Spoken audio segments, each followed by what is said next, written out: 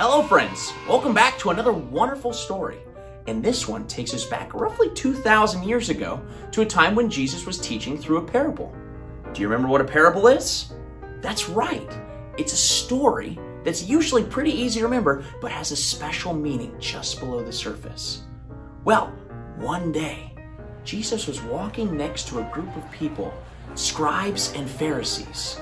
And these people, they thought they were better than everyone else, more important than everyone else. And they usually weren't very nice.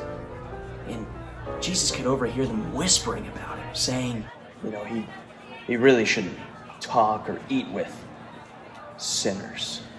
and yet he welcomes them. I know. I don't get it. What is he thinking?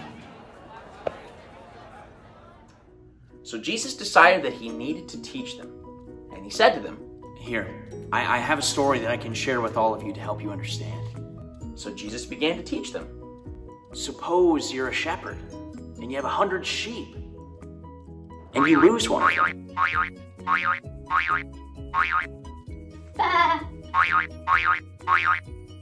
Do you not leave the 99 to go find the one that you've lost until you find it?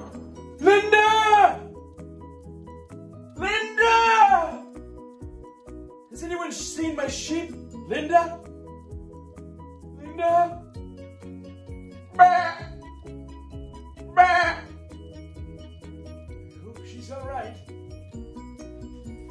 And when you find it, are you not so excited that you carry the sheep all the way home? Oh my word, Linda! Yes! Oh my God, blessings, blessings! Linda, let's get on home. Let's get on home, Linda. Oh my goodness, we're gonna throw a party. Yes, yes. And then you tell all of your friends and neighbors and you throw a party to celebrate the sheep that you found. Thank you all for coming. I know this party was short notice. I hope you like the catering. Yes, amazing that we got them booked so quickly. Amazing. The couscous? But anyways, we are celebrating a great occasion. Linda was lost. My sheep. But she's been found. She's been returned. And so I'd say that is cause for celebration.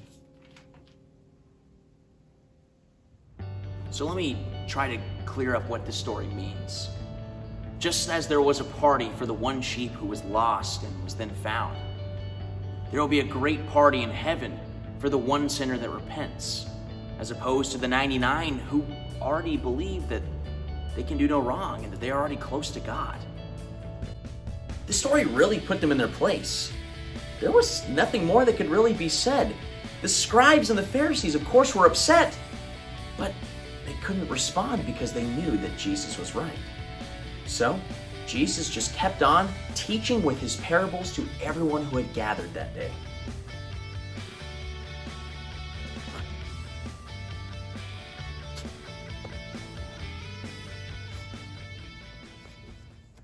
Jesus was a wise teacher, and he could see straight through the hearts of all those that were gathered that day.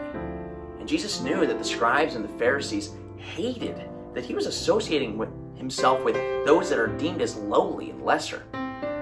But Jesus knew that it was just that crowd, those deemed as lowly and lesser, that needed to experience the love of God. You see, the scribes and the Pharisees had wealth and power, and maybe never even knew what it felt like to be wrong. Maybe they felt like they were closer to God than anyone else. But Jesus knew that it was those that were deemed as lesser that would inherit God's kingdom.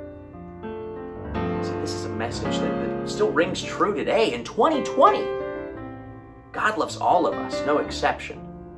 And too often do we look in the mirror and see that we are the closest to God as we can be. But oftentimes it's those that are hurting that can truly see God's kingdom for all of its glory. And that is the message for today. Well, just like always, we could go on to another story and a story after that, but that's just not how storytelling works. Part of the secret is the anticipation. So I'll see you next time. And until then, be kind, do good, and love your neighbors. Bye-bye.